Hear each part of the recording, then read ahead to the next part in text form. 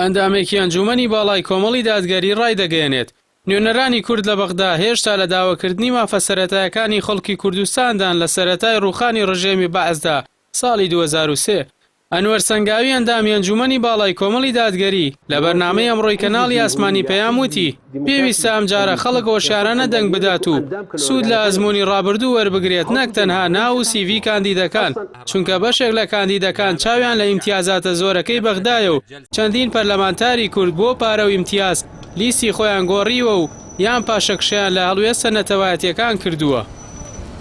ئێمە بین هەڵسەنگاندنێ بکەین بۆ ئەدای نوێنەرەکانمان واتای زۆرینەی نوێنەرایەتی کورد لە بەغا ئایا لە ئاستی تەموح و مەتاڵیبی جەماوەری کوردستان هەبوو.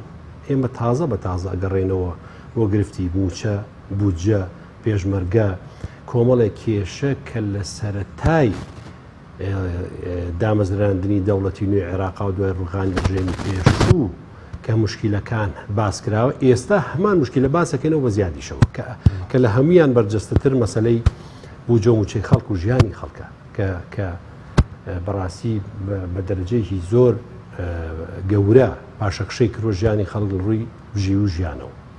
بۆیە ئەم نوێنەرایەتی ئەم جارە ئایا جەماوەری کوردستان کێ کاتەوە بە نوێنەری خۆی قسەمان لەسەر جەماوەری هەرێمی کوردستانە ئەبێ زۆر ئەم جارە واعیانە دەنگ بات چونکە بەڕاستی ئەو کەسانەی تو ئەنێری بۆ بەغا هەر ئەوەنە نییە تۆ سیڤیەکی سادیان ببینی و دەرچووی فلانە و خەڵکی گەڕێکی فلانە و بنەماڵەکەی سەر فلان لایەنە و مۆزەف و سەرکەوتوو و ئەمانە کافی نییە.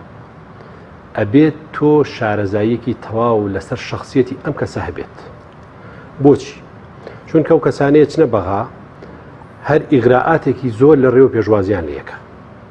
ئەنی بەلاتەوە سیر نەبێ کاک حەکیم بۆ بینەرانی خۆشەویستی چەندین پەرلەمانتار بە ئیغراعاتی مادی لە بەغا لە ناو عەرەبیش و لە ناو کوردیش یا لیستی خۆی گۆڕیوە یا مەواقیفی سیاسی خۆی گۆڕیوە یا پاشەکشەی لە هەندێک هەڵوێست کردووە کە پەیوەندی بە میلەتەکەیەوە هەبووە. لە ئێستادا خەڵکی کوردستان و دەنگدەران نایەنەوێت لایەنێک لەسەر حسابی لایەنێکی دیکە بەهێز بکەن بەڵکو و خەڵک ژیان و موچە و کەرامەتی دەوێت بۆ پێیبوونی هاوسەنگی لە ڕابردوودا 50/50 دروست کردو و هیچ سوودێکی بۆ خەڵکی کوردستان نەبووە. ئەوە ئەندامەی ئەنجومەنی باڵای کۆمەڵی دادگەری دەشڵێت ئەگەر ئەم جارە خەڵک لە دژی حیزبەکانی ئەم دەسەڵاتە دەنگ نەدات ئەوە سەرنجامەکەی لە ئەستۆی خۆی دەبێت. عکسەکەی ئەوەیە خەڵک ئەم حیزبە دەسەڵاتدارانە خۆ ئەمە خەڵک دەنگ نادا بۆی هاوسەنگی سیاسی ئەملا ئەولا و تەوازن چی لە تەوازنکە؟ خەڵک ژیانی نییە. وەڵا بابە هاوسەنگی سیاسی ئەمە لێرە هەت کورسیمان زۆر بێ ئەو قەدر ئەو لابین و کە ئێوە 50/50 هەموو شتێکتان بەش کردن وڵاتەتان کرد بە قوڕا خۆکو یەک بوون تەوازنی سیاسیش بوو سنووریشتاندا بەش کردو لە بینێک کووا خەڵکی استفادەی کرد لە ساڵی چەنەوە گەنج لە وڵاتە قوتابی لە وڵاتە تەخەڕوجەکە و تەعین نابێ لە ساڵی چەنەوە ئەوە لە ساڵی 2014 بۆ معلوماتە بۆ وڵاتی بنانی خۆشەویست 7 ساڵە ماگەر بە واستەی خۆیان حیزبی خۆیان تەچی خۆیان کەس تەعین نابێ. ئەوەی کە داکۆچیەکە لە پرەنسیپ لە مەبادئ لە حکومڕانیەکی تەندروست چەند کەس بوون لێپرسینەوە لە سەرۆشی حکومەت مبادرەی کێ بوو؟ مبادرەی کۆمەڵی دادگەری بوو فراکسیۆنی کۆمەڵ بوو.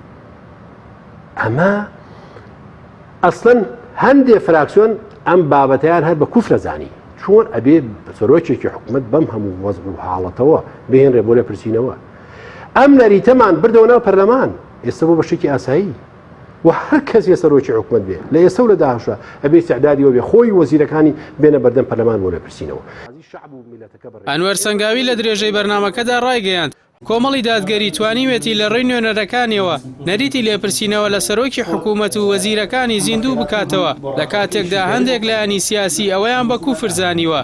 لەبارەی موچەخۆرانی حیزبیشەوە سەنگاوی وتی حیزب هەیە خۆی دەڵێت 17,000 موچەخۆری هەیە کە لەسەر حسابی خەڵک موچەیان پێدەدات لە کاتێکدا لە سەدا 90 ئەندام و کادیرانی کۆمەڵ بە شێوەی خۆبەخش کار دەکەن.